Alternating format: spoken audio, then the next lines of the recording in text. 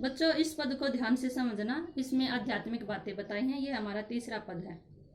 आई सीधी राह से, गई न सीधी राह, सुसुम सेतु पर खड़ी थी, बीत गया दिन आह।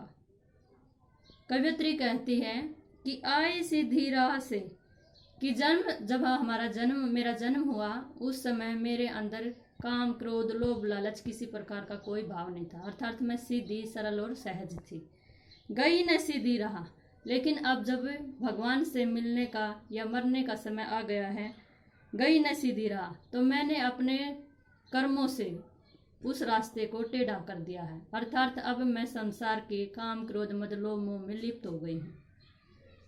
सुसुम सेतु पर खड़ी थी। कवियत्री बड़े दुख के साथ कहती है कि परमात्मा ने सुषुम्ना नाड़ी मुझे दी थी, या सुषुम्ना नाड़ी रूपी पुल, वह पुल जहाँ से परमात्मा की प्राप्ति होती है, यह हमारे मस्तक के मध्य स्थित होता है। और इस पर पूर्ण रूप से नियंत्रण करने पर जब हम एकांत में बैठते हैं तो परमपिता परमात्मा के दर्शन होते हैं। तो कवियत्री उसी बात को कहती है कि परमात्मा रूपी सेतु या पुल, सुषुम्ना नाड़ी भगवान ने मुझे दी थी, लेकिन वो कहती है कि बड़े दुख की बात है कि मैंने सारा समय व्यतीत कर दिया, लेकिन कभी भी परमात्मा का स्मरण नहीं किया। जेब टटोली, मैंने अपने जीवन के अंतिम दिनों में अपना आत्म विश्लेषण किया, कोड़ी न पाई, लेकिन मेरे पास सदकर्म रूपी कोई भी पैसा नहीं है, अर्थात मेरे पास कोई भी ऐसा सदकर्म नहीं है। मांझी को दूं क्या उतराई, कि जो मैं परमात्मा यानी ईश्वर या गुरु को दे सकूं। क्या उतराई, उन्हें सदकर्म रूपी क्या मेहनता न दूं, अर्थात कौन सा अच्छा कार्य दूं जिसके कारण मेरी मुक्ति हो सके। अर्थात कवियत्री को अपने पूरे जीवन पर बहुत ही दुख है कि उसने एक बार भी परमात्मा का स्मरण नहीं किया। कवित्री बार बार परमात्मा से मिलने की इच्छा में अपने आप को, स्वयं को ही दोषी मान रही है।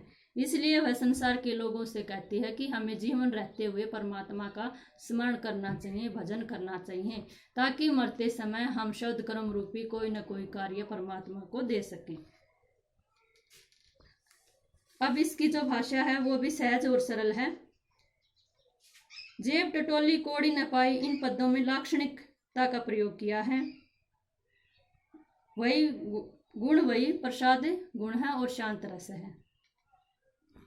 कविता में हमेशा लयात्मकता और संगीतात्मकता होती है।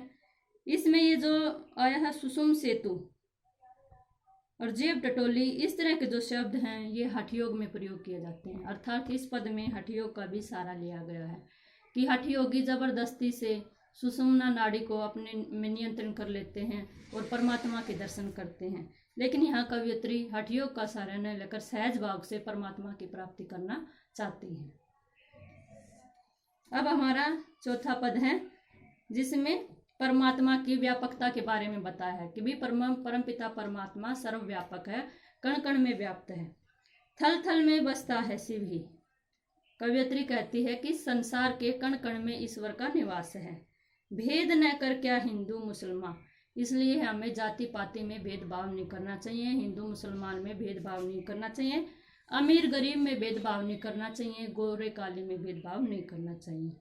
ज्ञानी है तो शिवम को जान, कवियत्री कहती है कि जो इंसान हिंदू मुसलमान में भेदभाव करता है, अर्थात अपने आप को बहुत ज्ञानी मानता है, अगर वही ज्ञानी है तो शिवम को जान, तो उसने शिवम को जानना चाहिए, अपना अर्थात अपना ही आत्म विश्लेषण करना चाहिए, अपने विषय में सोचना चाहिए। वही है साहिब से पहचान और वही ईश्वर से पहचान है। अर्थात जो इंसान अपने आप को जान जाता है, अपनी आत्मा को जान जाता है, अर्थात अपनी आत्मा के दर्शन कर लेता है, वही परमात्मा के दर्शन करता है। इसलिए हमें समाज में समानता के भाव से रहना चाहिए और इस चीज़ से डरना चाहिए क्योंकि परमात्मा हमारे कण कण में है, वो हमें हर जगह देख रहा है। इसलिए हमें सद्कर्म करने चाहिए ताकि ईश्वर से शीघ्र ही मुलाकात हो सके। तो प्रस्तुत पदों में कवियत्री ने समानता के भाव पर बल दिया है, ईश्वर को कण कण में व्याप्त बताया है, वाक शैली है और शब्द चयन बड़ा ही विषयानुकूल है। प्रस्तुत पदों में कवियत्री ने सहज सरल बोली का प्रयोग किया है जो पाठकों को आसानी से समझ में आ जाती है। तो बच्चों अब आपने इन्हीं पदों को पहले याद करना है और इन्हीं पदों के माध्यम से आपने प्रश्न उत्तर तैयार करने हैं। अगली कक्षा में मैं तुम्हें इन पदों के प्रश्न उत्तर समझाऊंगी।